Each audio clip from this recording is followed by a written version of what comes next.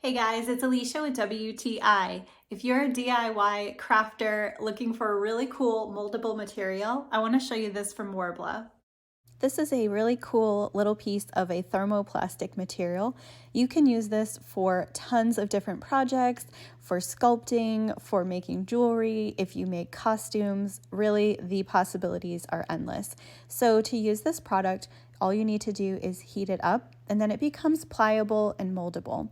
It also has an adhesive property where it sticks to itself. So you can actually basically use this like putty. You can roll it up, stick it to itself, and then when you're ready to use it again, reheat it. So there's basically zero waste on this. This strip was 2.5 inches by 10 inches, so great for little small projects.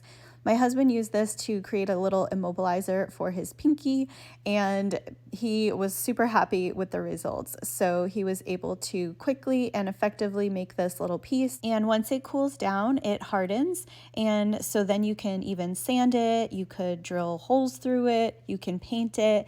You can do so much with this stuff. It is really endless opportunities and a really cool piece of material. So this is one of those materials that you can really do a lot with. So I would definitely check it out. And that's my point of view.